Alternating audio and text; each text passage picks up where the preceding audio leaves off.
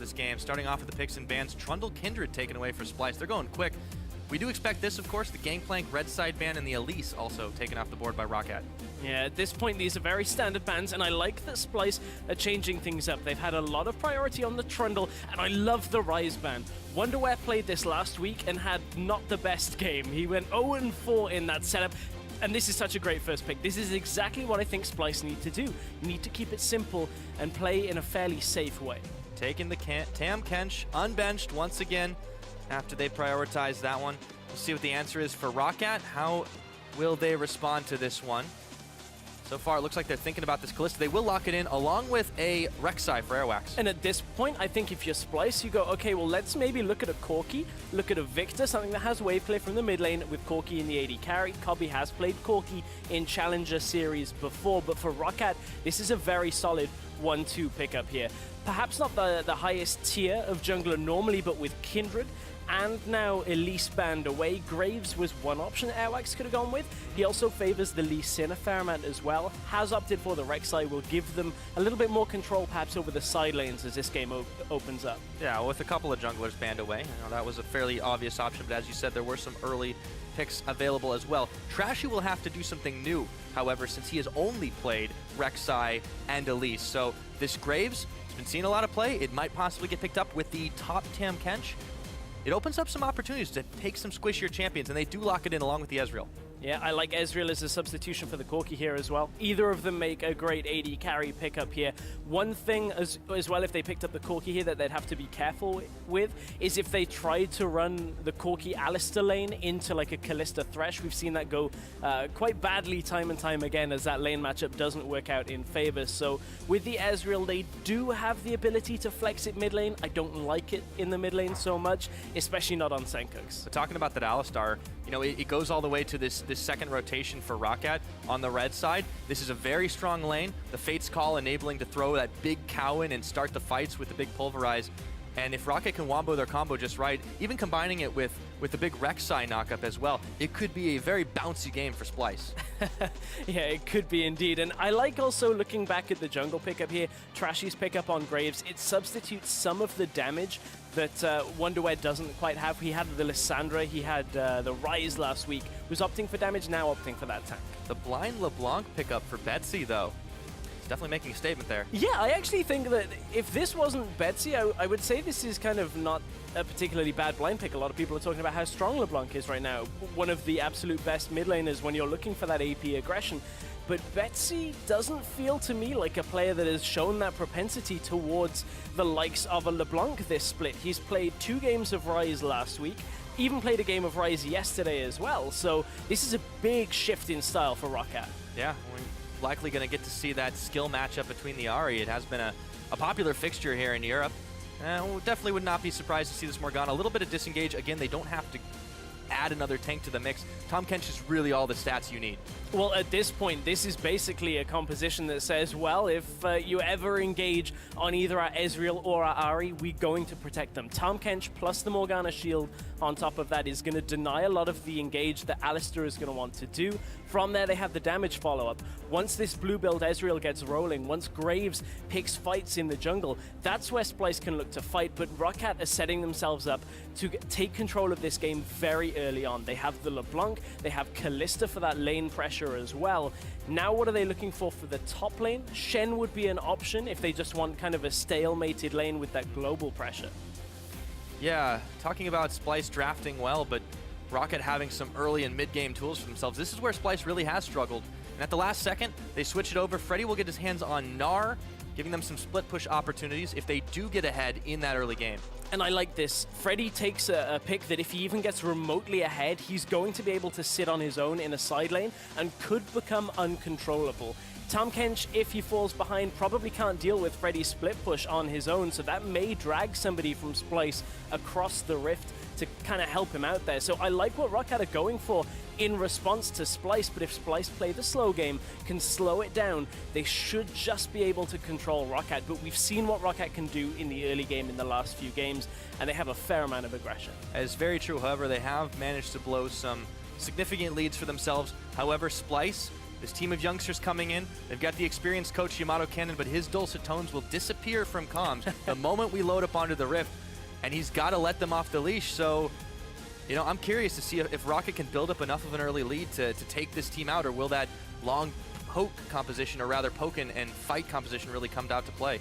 Well, that is the question, because now, as you said, there is no coach with them as on the Rift. We've seen it become a bit of a problem in their previous games. Yes, indeed. But we want to know if you guys think that Splyce can pick up their first win here. Tweet us at LOL eSports with hashtag SPYWin, or if ROCCAT will pick up another ROC win. We'll check on your predictions in the game, see which comp you think will reign supreme. But they're getting ready to go. ROCCAT, Splyce, both these teams want to make a statement that they deserve to be higher up the ladder than they show right now, and they're ready to lay it out all on the line. It's still going to be a bit of a tough ask for Splyce, I think. They have a good composition setup for how I think they should be aiming to play. It's fairly simple, fairly straightforward, but execution is always going to be the difficulty whenever it comes to these kind of setups. But that's what you talked about, that Splyce is a team that was trying to do something beyond their bandwidth, do something that was overcomplicated. If they can get back to these basics and do it well, they might just be able to pick up a win here. As you see, 5-man invade. Also the response, Safir and Edward are already up in the top side, so with the deep wards that they should be able to put in there, they won't be able to gather if the lane swap is happening. Yeah, this is fairly similar to what we saw in our previous game.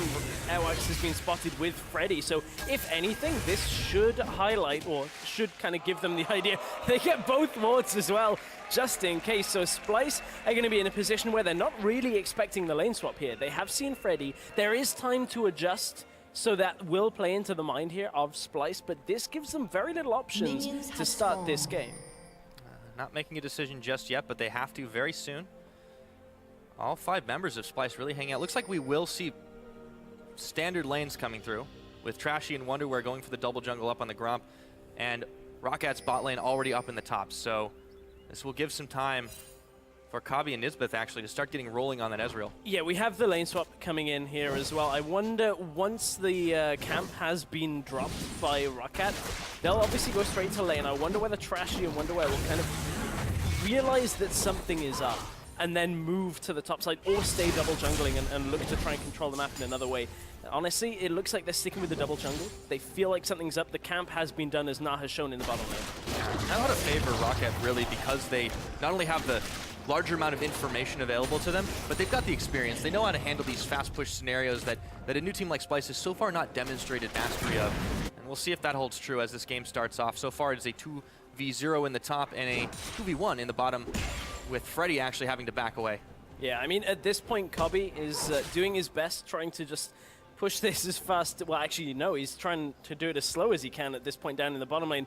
Looking at how, in fact, he's CSing, and it's because Nisbeth has stepped away into the enemy jungle. They're still expecting a swap back. Yeah, that's what I'm looking for. They're expecting the support and perhaps AD carry to come bottom lane. This is very weird out of Splyce, actually, how Tahm Kench is kind of just running past the dragon into the enemy jungle as both supports. Now we finally get the setup. Okay. Here. It's a little bit slow from ROCCAT, how they sent Freddy. Finally sending him up to the top lane. This is a little bit slow from ROCCAT, considering they were the ones to start the lane. Yeah, they should have been able to adapt to that quicker, but I think they got just as confused as Splyce was. So after a brief moment, we do finally get our 3v0s, so we will trade towers, and it's pretty even all said and done. So not terrible for Splyce. No aggression early on. I'm curious to see what Trashy does on this jungle Graves, if he can use it to the same effect as we have seen earlier today, and pretty much all over the place, all over the leagues on the 6.1 patch. I'm also interested to see what the next move from Splyce is, because normally you'll just leave the top lane at bottom right now and move to the top and try and push, but Splyce are one of these younger teams. Like, I wonder how much they will have really solidified that. Yesterday, when we saw, or at least last week, when we saw the Zed play from Sencux, they were trading towers, and then they got a tower they weren't kind of expecting to with Sencux, and didn't really know what to do. Ended up kind of hovering around the mid lane, trying to slow the game. So at this point, Splyce should send their duo lane up to the top and try and stop Freddy from accruing some farm, but this top lane matchup, both of them only have 3 CS right now. Yeah, speaking of those top laners too, they did at least give Wunderwear the kill on that tower. Primary gold for him. But it will be a slow start for both of these guys, as it is in these situations. But they're so key, both of them, to their compositions, because the Tahm Kench is so valuable for making sure the mid laner, the jungler in this case, and the AD carry are all safe, as well as being that bulky front line that can start the fights as well as disengage. But Freddy is going to be the key split pusher here. And I'm curious to see how they try to get their solo laners ahead. One thing that we haven't really touched on just yet in this matchup is this middle lane, and Sencux actually got bullied out fairly heavily in the early game. You can see he was forced back. Yes, it will now give him the extra Jordan's ring plus the boots, but he was down in CS fairly significantly. And that's uncharacteristic for what we've seen from Sencux in Challenger. He was normally the player that was dominating the lane with picks like this Ahri, always taking the good trades. And it just seems like 2016 for Betsy has been a far more solid year than we saw in the last year. 2015 for Betsy was a little bit rough at times. Yeah, he's definitely bringing in a little bit more experience, and it could be the same thing happening to Sencux as happened to Betsy last year. So, being up on that big stage, being able to play some games and kind of feel it out and how that affects you on a mental level, as well as being able to keep your cool, is very important. And Betsy has learned that lesson. In the skill matchup, he's not too far ahead of Sencux, to be honest, as that will bounce right on back with the wave pushing forward. But you got to be careful dealing with LeBlanc. You can't even blink for a second. So ROCCAT, rather than keeping their duo lane bottom to push it down, or at least sending them bottom lane to push out and trade the second tower, they put their duo lane in the top. That's going to slow down the push from Splyce. There's Trashy and Airwaks. This is kind of where Graves wants to fight, but he is at a level disadvantage. Couldn't clear out that ward either, so that's a bit of a loss there for the Graves. Very difficult to clear those pink wards with Graves, because you've got to reload all the time. So you have to reload twice to actually take out a pink ward. It's really, really frustrating. Settles for the Gromp in the meantime. Airwaks is actually going to be coming back around the side, but you know, as best a 2v2, the teleports are both already in that bottom side. Airwaks will clear out another ward of his own, and Trashy throws one more down. But you can see that Splyce are trying to angle for this bottom side dominance for the time being, at least vision-wise, but they're not really able to get much more than just a couple of wards. Well, they're trying to keep Wunderwear relevant in this game. They managed to get Freddy away from the wave for enough time that he's only level 3 when Wunderwear is level 5. That obviously will become more apparent when they hit level 6. If Freddy isn't ready for any kind of engage, can't teleport in with the Mega Gnar, that's a big difference now in power between the two team compositions. If Splyce can get that kind of skirmish. They do have level 6 on Sencux, could look to find a catch in the jungle, as Airwaks is actually fairly aggressive in.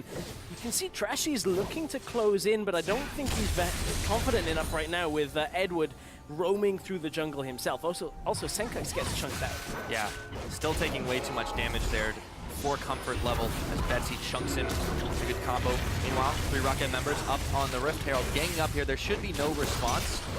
There's also a network of Rek'Sai tunnels in the area, which means that Splyce have not wanted to venture really anywhere near that, and it will go over. The only time we've really seen these early Rift Heralds is when the blue side or red side have been opting for the dragon. Freddy now isn't quite 6, so still knows he can't take this fight, just has to buy the time, flashes away. So normally it's when the other team are taking dragon, you'll see the Rift Herald taken just because it's an objective to take at that point. This time ROCCAT have slowed the push from Splyce top lane, know that the bottom lane or the bottom half of the map cannot take the dragon for Splyce, so it's a free objective for themselves. Very little given away in exchange for that, really only the flash from Freddy, but that could become troublesome as this game continues. They do decide to double up on him, but Gnar can usually take care of himself once he gets enough stats, but he has been reduced to grabbing the double Doran start. It will delay his build significantly. His opponent, Wunderwear, has got the quick boots already, so not too much stats, but he's able to get in and get out very quickly. Trashy is hanging around on this bottom side. He's going to back now, but he might cancel that if Freddy steps too far forward. Still level 5. At this point, Wunderwear just wants to be able to stick on top of Freddy, so that even after the jump, as long as he doesn't get the bounce, he can just run up and devour him. That's what he's looking for. Reduce that slow as much as possible.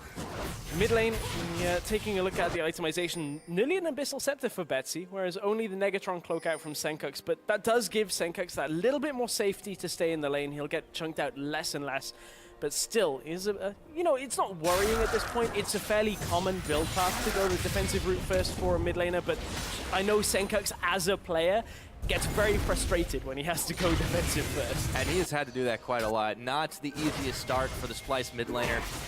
The young Dane in the mid lane, along with all of his teammates. see Trashy and Sencux looking to move down to the bottom side. Airwaks is going to throw out a quick tunnel, and Freddy will slowly hop, skip, and jump his way out of harm's way, so Splyce attempt on the bottom lane is foiled. Meanwhile, with the Rift Herald buff, Safir and Edward are forcing down a mini wave in the top side. Ever looking to zone away Nisbeth, so far so good. That was a very optimistic binding going in there from Nisbeth. Just like, well, I hope you step over by this wall. Doesn't get it. Anyway, at this point, ROCCAT are, you know, they're controlling the pace of this game fairly well, and that's something that that Reckless was talking about just before this game, actually talking about tempo control and how that can then lead to further sieges. If ROCCAT can keep up the control of this game, we could look to see them swing mid. They don't have the best siege composition as it is. They have a lot of threat from champions like LeBlanc, so it's difficult to stay around turrets. But as for actually taking them down, it's not the same as the likes of a Corki that we've seen from other teams. But, you know, I think Safir will be very confident on this Kalista as this game opens up. We have seen a lot of success from Kalista today, some really impressive scores. It'll be interesting to see if Safir can live up to that, because he's another player that has definitely not had the easiest of starts here in the LCS, as this is his debut season. Yeah, hasn't... Oh! Okay, Sencux, be careful. Yeah, Sencux right now is not having the most fun game for himself. Really kind of struggling to find his footing. The one place he will start to open up is if they can get some vision control around the mid lane. Look for picks using the Spirit Rush. And as you can see on your screen, that two-shot barrage, Kobbe is going to have to start using that a whole lot now that it's available. Just clear through waves, try and stop ROCCAT from pushing. Yeah. So far, they will not be denied, though, as they take a chunk out of the top, they take a chunk in the middle, controlling that map, and ROCCAT just, or rather, Splyce just doesn't see that much as Sencux takes another chain and can't land the orb on the way out. Betsy is just too quick for him. Man, at this point, for Splyce, this is such a tentative game, especially when you look at that game yesterday against H2K, where Splyce were just kind of ending up having, Vitality playing into them, and not really doing a lot, not really making their own plays for themselves. Now they finally have a bit of control over their topside jungle. They're able to kind of push back ROCCAT in the top lane, but mid lane is going pretty badly for Splyce right now, and they're not able to secure any kind of control on their side lanes because of that. Now you can even see ROCCAT are pushing down through the jungle to try and just push Splyce away from their bot lane turret, and it's working already. They've lost track of Airwaks. Yes, they have. You gotta be careful moving even into your own jungle. At this point, they can't quite contest their own Krugs, as Edward is also roaming around. I think it really comes down to these teams' expectations. You know, looking at ROCCAT coming in, a lot of people said that they weren't going to be anywhere near the top level. They definitely showed up in the opening day, and they've had a little bit of trouble since then, but they've also said themselves, we want to survive, we want to stay in the LCS, build out from there. But Splyce seemed a lot more confident coming in. They said, we can be a playoff-bound team. They have not shown anywhere near that level yet. There is still time, but managing those expectations is very important, and knowing what your limitations are as a team to start things off. I think ROCCAT's got a much better handle on that. I think so, but I think ROCCAT's is a little bit more clear from an organization point of view. Splyce, when you look at this team, they're not exactly sure coming into the split where in the ladder they should be. They'd like to think that they'd be in the top half, but until you've really got that, you know, set of games under you, it's difficult to tell. The one thing in this game that is for certain is that Splyce, once they get Ezreal with 2 or 3 items, he can actually deal a whole lot of damage, and I know Kobbe will be fairly confident on this Ezreal. He's played champions very similar to it before in this kind of play style, and Wunderwear, as long as he plays the defensive act for Kobbe, they should be able to keep him alive. And that should be enough to, you know, hold the fights, but this is a whole lot of hypotheticals for Splyce here. If they fall apart by having all of their towers get pushed down earlier, ROCCAT are just going to run away with this. Yeah, here's something that's not hypothetical for you right now. That tower going down, ROCCAT picks up their second. That will give them a bit of a gold lead. It's about a little over 1,000, or rather 2,000 for them. Mid lane tower soon to fall. Airwaks actually eats a charm here, but Sencux doesn't have enough damage in the tank to go, but he goes in, might be able to secure it. That's first blood. A cheeky move along with the ignite. Spirit rushing his way to a kill. And this was exactly ROCCAT kind of overextending into that mid tower. They only had 2 people there against an Ahri. Ahri with the Abyssal is clearly going to have enough damage just to deal with 2 people on her own, as long as that LeBlanc doesn't go in. Betsy was not really confident enough, just dodges that charm, but Splyce turn their attention to this turret. Should be denied by Edward and Betsy. Definitely, and Trashy, man. Betsy is starting to chunk people out. Airwaks comes back up, immediately void rushes into the mid lane. But that first blood has definitely got Splyce a little bit more momentum in this game. It's certainly got Sencux some confidence. Kills have been hard to come by for this guy. And now, even though the collateral damage is blown, the Orbital Scepter will clear the wave. Yeah. They do hold, but they spent a lot to do it. They did spend a lot for that, but keep in mind, Airwaks used his ultimate to get towards that mid lane. The advance from ROCCAT wasn't really going anywhere in the bottom side or the top side, so it's not like ROCCAT were making any other moves across the map at this point. Airwaks even drops a pink there to try and establish some control over this jungle, but that's going to get cleared out very quickly. So he's going to have to go back, pick himself up another pink ward. This is a bit of a big fight over red buff here. I'm not exactly sure this is worth it. If Trashy... Airwaks got it. If his Q came up, he may have been able to just grab that one, but didn't have his smite.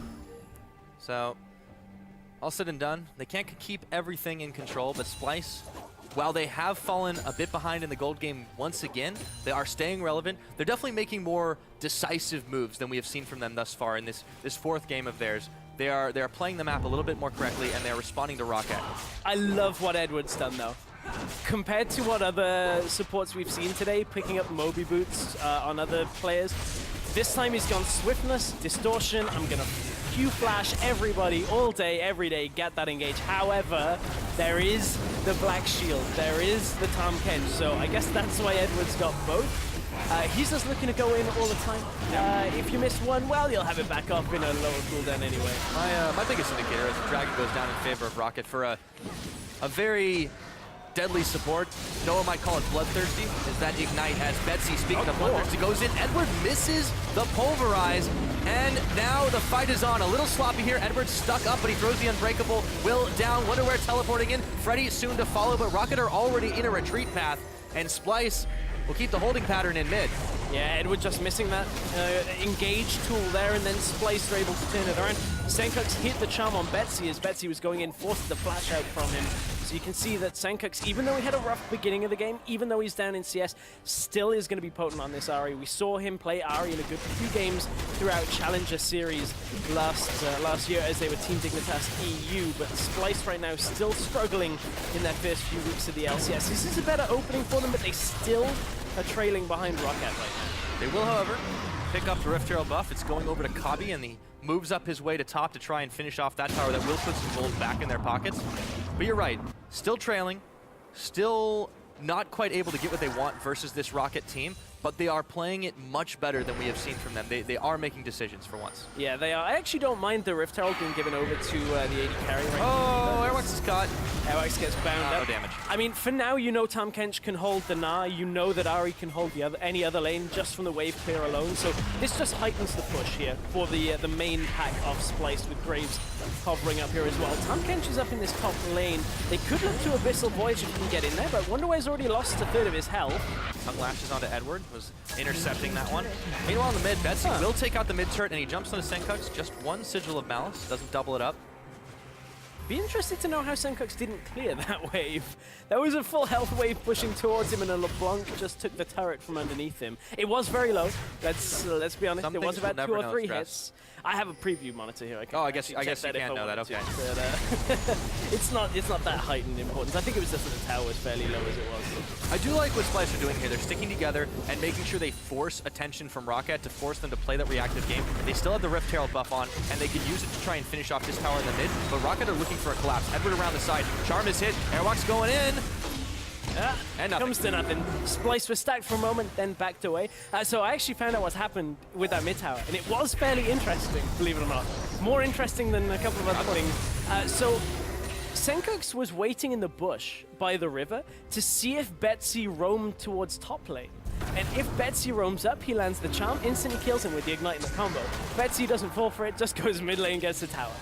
Eyes on the prize. Yep. Betsy comes out ahead there.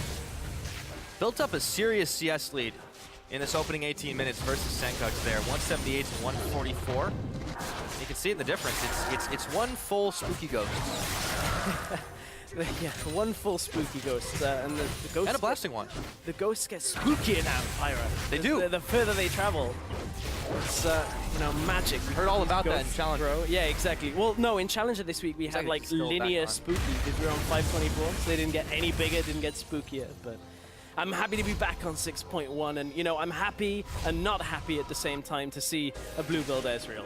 It's the most frustrating build, I think, in the history of League of Legends ever to play against, because if you're against it, you get hit, and you're like, well, I either die here or I have to flash and use all of my escapes, because the Iceborne Gauntlet slow is ridiculous. See, I was about to say, most irritating. Oh, it's fun to play. Against. Yeah, it's playing fun as to play. it is fantastic. And Trashy's trying to dodge from the spookiness. Can't quite get away. Kobbe will also get hit by that one. But in the meantime, you can see Splyce still trying to stick it around together. They are sending Sencux back after he's up in the top. Betsy jumps in. Zero's out. Nisbeth, hello. And he's able to just stay alive. How much health does he have? 9 health. 9 health he survived with in that situation. One more tick from Morgana should have been enough at that point. That's when you type Lucker in all chat. Wow, I can't believe he did that. Oh man, that is... Wow. I was thinking, ROCCAT trying to set the trap. I'm not sure if it'll work. There's a whole load of blue trinkets. Nisbeth just walks in, gets blown up, gets the chains into everything, and Betsy survived. Honestly, that kind of pick shouldn't happen when you have blue trinkets available. Let's see this again. Because, look, this is where you just go, oh, LeBlanc's sitting there, let's just blue trinket this bush. Oh my god. And he gets stunned for ages and still makes it out. Oh, one more tick of tormented soil. Oh, that's depressing. But for Betsy, he's got to be wiping the sweat off his forehead there. So he picks up a hard-earned kill. Not even close. I hate when people do that, by the way. I get so tilted. If you ever see me in solo queue, please don't type that. All right, back to this game. Splyce 3 members deep in the middle. Safir is out a little bit far forward. And he's had a very quiet game himself, but he's staying alive, he's staying healthy, and he hasn't made any mistakes in this game so far. So far, so good. ROCCAT right now looking to dive onto Wunderwear. He has no turret around him. He's very healthy, though. Flashes the chains. He doesn't have to use his gray health just yet, and Trashy's coming in. Airwaks actually has to burn his own flash. So they trade 1-for-1 flashes there. But this is all a bit of a distraction from ROCCAT pushing in the middle lane as well, because look at the top lane.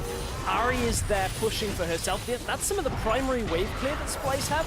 Yes, they have 2-shot barrage available. That is half of the health of the turret going down from ROCCAT. Though, as Edward is going to have to back himself away. But, you know, Sencux, if he's going to play up in this side lane, the rest of the team are going to lose ground elsewhere. He's actually losing out to the jungler here. Yeah, Airwaks is able to chase him off. The Spectre's Kell helping out a little bit there. Wunderwear just out of the range of the chains, but Betsy can still keep jumping in, jumping out on him. Split push LeBlanc is coming in handy, and we talked about the tempo control. Splyce definitely seems to have lost it. They're the ones who are playing reactively now, as ROCCAT have picked up a little bit more control around the map. Yeah, ROCCAT have had decent control for the entire game. Splyce were trying to draw ROCCAT around the map just by sending Sencux to the top lane. However, on the Ahri, he doesn't have anything like a teleport, so it means he's going to have to kind of walk between lanes, and leaves him in a dangerous position for the rest of the team. Half of the health off that middle tower is already a significant amount. Keep in mind, Freddy right now has the Frozen Mallet, is building for a split push, 1-versus-1 kind of setup here. So is waiting for the point in the game where he can just take Wunderwear on and Sencux. At some point, Sencux isn't going to be able to burst through Freddy, especially when Freddy's in Mega Match. Definitely not. Wunderwear is hoping to get up to that tanky level himself, as he already had the Sunfire Cape completed. Works on his next item. Looks like he'll be going for the Spirit Vicious to deal with the AP, especially coming out of Betsy. Dangerous, dangerous LeBlanc here. Moving towards, I believe, the Death Cap is the next item. Yeah, Death Cap components are there. And because of that Death Cap, I wonder whether we'll see Kobbe build an item that Officio and I have kind of been talking back and forth a lot about this week. And that's Death's Dance. It's not a common item at all on AD carries. But realistically, the only thing that should kill Kobbe in this game is Betsy bursting him instantly. If you can build the anti-assassin item Death Stance, which spreads 12% of damage taken over 3 seconds, it may be the difference between Kobbe surviving or dying, and could be the difference between a team fight being won or lost for Splyce. It still could be Blade of the Ruined King, but realistically, if anything is getting onto Kobbe that is going to get active from that Blade of the Ruined King, Splyce have made something pretty bad happen in that kind of team fight.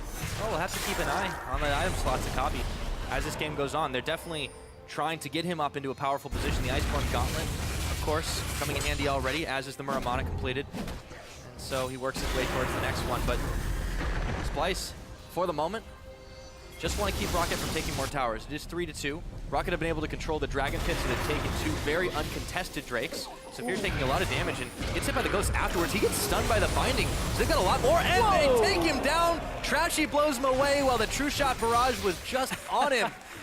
Collateral damage hiding behind the True Shot Barrage. I didn't see it until it just hit. And that is enough to take Safir out, even through the heal. And that's enough for Splyce. Those kind of picks are exactly what they need to set this game up. I thought they perhaps wouldn't have enough damage just to take out Safir, but it's enough. Now they rotate down to the bottom side, keep Tahm Kench in the other lane just for presence, and they're able to now put pressure onto another tower. Only 3 kills, but this game has been so much more about towers. Nisbeth had a couple of clutch bindings. He nails another one there, but it's onto a Gnar Freddy, so it won't result in anything. But look at Splyce, immediately realizing they can't go to the bottom lane. They're going to turn for the mid. They've got to be careful because Airwaks is prowling around the backside. They throw down the instant blue trinket, and they know he's there. They peel off safely, except for Wunder, who walks right into him.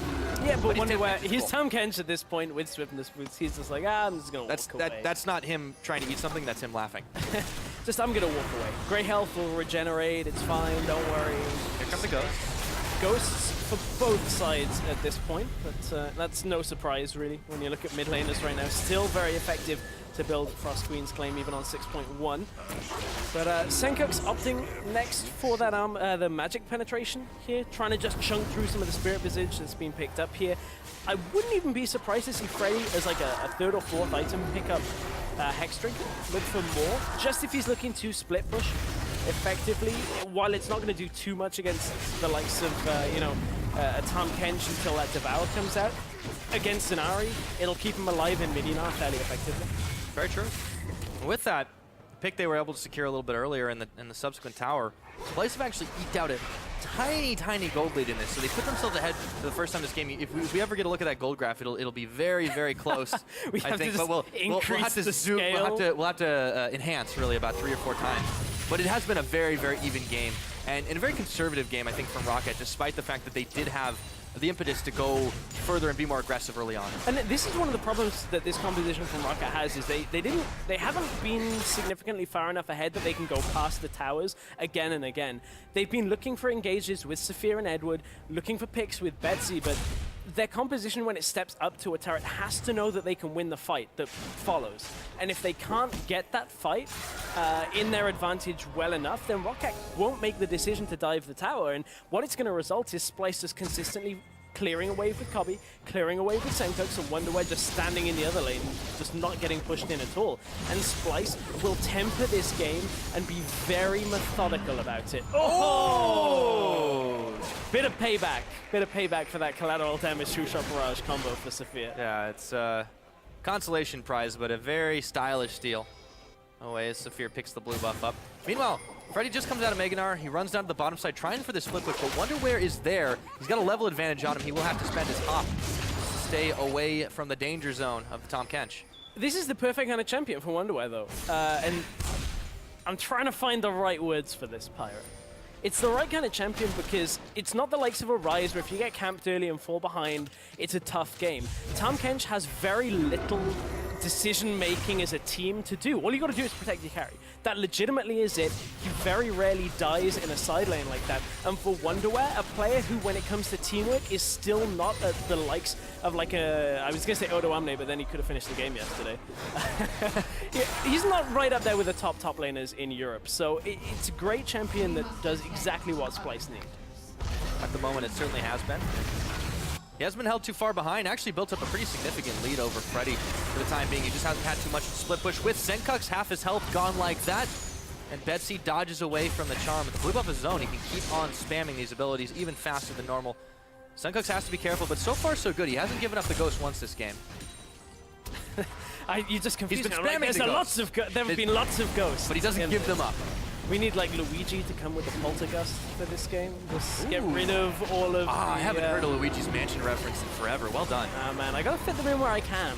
This certainly seems to be the kind of game for that. Edward's been chunked though. Oh, and he goes in, he comes out, Wunderwear's in the mix, the Dragon, and there's a big Gnar against the wall. Betsy senses his opportunity, but Freddy's gonna fall as well. Kobbe gets the credit for that. Airwaks Ignite is on, burns his flash, Sencux, one auto, it will do it. He picks up a kill, and now Betsy, Eddie, and Safir are all on the run. Charm is nailed, the double kill for Sencux, a pickup for Wunderwear, and it's just Betsy hanging around. The rest are back at spawn, and they are not looking good for Team ROCCAT right now. It looked to be a much better fight in this setup, but the problem was the Gnar didn't hit any of the damage dealers from Splyce. It hit the 3 people that can afford to be hit in that situation. From there, everybody turns around for Splyce, and it's back to the game plan. Back to making sure their carries can carry in these fights, and that's exactly what the follow-up came with. Sencux was outputting a lot of damage, so was Kobbe at this point, and man, that looked to be such a good setup for ROCCAT. I feel they almost got baited in by their own setup there. They weren't able to kill Trashy and Wunderwear fast enough. And to add insult to injury, they take a Dragon off of that, which means since that is their first one, they get the bonus stats available from it, a very important one. Of all the Dragons we can really talk about, maybe up to the 5th, which is so unlikely these days. ROCCAT are now behind a couple thousand gold, and they have to lick their wounds for a moment and realize we got to take fights better. You say unlikely. The games today have been quite long, Pyro, compared to last week. We're only 30 minutes in. I'm totally with you on last week's games. We were super quick, and then week 2 we've kind of slowed the pace down to marathon games somewhat. But you know, they have had their back and forth, so we've had a couple of games that have really got... There's your gold grab! Yes, you I love got it. Nice. Splyce in the lead. We've zoomed in well, by the way. We have actually. It's literally 3K difference. The last one we had was like 8K in Fnatic QOL. This is like, well, you know, always shown to scale. Someone farmed a lane, and I can actually see where the variance comes from. That one. Yeah, exactly. Just count them out. It's great. Yeah. But this is, I mean, it's worth noting that this is the largest lead that Splyce has got in this game. Dare I say by far, as Eddie gets pulled back in by the Fate's Call. Then definitely some yo-yoing action with that Alistar today.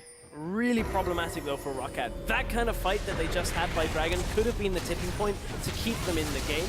I just feel like at this point, Splyce have halted them so effectively just by clearing the waves that ROCCAT are now struggling to try and find any kind of advantage for themselves to look to fight from. And this is the time when a team can almost get baited into just bad fights by saying, well, we need to do something because we know they're going to kind of scale away from us with this Ezreal. So there are problems now that come into the shot calling aspect of ROCCAT, and I don't feel like it's something that's particularly been tested in the last 3 games for ROCCAT. And right now, they're against an opponent that realistically coming into this game, they would expect to beat, and now they're behind. Yes, indeed. Finding themselves in an unfamiliar situation. As Trashy gets headbutted, keeps on keeping on. Split push was halted from Wunderwear while we were talking. As Freddy and Gnar form pushed away back. Betsy jumps in onto Wunder, but he's got a hell of a health bar, and he swallows the LeBlanc whole. Betsy, both of them getting shut down by Kobbe. Safir getting chunked and blown away. Sencux on a rampage, and he's going wild. This is the Sencux we expected to see in Europe. This is exactly why I wanted to see Sencux on the Ahri. I know that previously their coach Yamato Cannon has been not the biggest proponent of Ahri when we've spoken to him on the analyst test, but I like that Splyce are finally finding their rhythm, finally finding a champion that works. The early game was not so great for him, but as this game opened up into a wider, more map-focused game, he's been on point. I think Yamato will definitely have to reconsider his stance on Ahri after this game. Let's see how this all went down. It all started with Wunder and Betsy. Well, you wonder where he is. There he is, right there, about to devour you, and then walks away. Tahm Kench has some pretty funny damage, as it is, but it's fair enough for him at that point. It's clean end to that fight for Sencux managing to pick that one up, and I actually feel like if Yamato hadn't have had a turnaround, I don't think they'd be playing the Ahri in this game, so I feel like Splyce seem to be now on the same page a little bit more with their coach. And not a moment too soon, too. Falling 3 games to open the split, definitely not the start you would have hoped for, but, you know, the mantra for these teams has been, give us time. Splyce is definitely showing up, and as you said earlier, it goes back to doing things not in a complex manner, playing to the strengths you have. Put Wunderwear on this champion like Tahm Kench if you can secure it. Give Kobbe some scaling. Give Sencux this Ahri. They're firing on all cylinders now. And now Blade of the Ruined King completed for Ezreal. Third item. It does answer my question. We still could see a death stance. Well, it's not over yet. Like, it's still good against the likes of the Gnar, the Rek'Sai bust through the tanks here. So I still think it's a good item in this sense. Just one of those options, meaningful uses. In goes Edward. He's trying to make them punish for going too far forward as the teleport is canceled. Turret goes down, Airwaks steps up, Freddy and Gnar around the side, but instantly Splyce bail out of a bad situation and don't lose a man. Airwaks is down still, and the tower is gone. 34 minutes on the clock. Splyce might be eyeballing the top side. Yeah, Wunderwear even ran up here to prep this turret for Splyce. They knew that they didn't need the Tahm Kench anymore because ROCCAT had just used all of their engage tools. One option left, perhaps, when Airwaks respawns. If Splyce stick around here in the top side, he could look to ult in behind them, but that's still a tough ask. Splyce and Sencux right now, they're going to take down this inhibitor turret. This is much better out of Splyce. Much more decisive indeed. They will take themselves an inhibitor now. Still 15 seconds until the jungler from ROCCAT comes up. Wunder just tanking everything. Gray health is on, and he just doesn't have to care. Super minions and Baron minions in the top side, or super minions are on their way. I'm getting ahead of myself here. Spooky Ghosts come out, but they look like they're getting away. Betsy on their own. Here comes the Void Assault. See if they can get away in time. Airwaks comes in. He gets immediately chunked out, but a big Gnar from Freddy and Betsy around the side can't finish the job. Edward's gonna get taken out. Freddy's next. A double kill over to Trashy, and it's only Betsy to defend. Only Betsy has been pretty much the moniker of this game, perhaps. Betsy has been the only person to pick up kills for ROCCAT, and Splyce have prospered through that. They were able to just not lose enough in the early game, wave clear, play a simple strategy, and now they're going to get their first win. It took them 4 games to get to this point, but Splyce will come up with a victory right here over ROCCAT.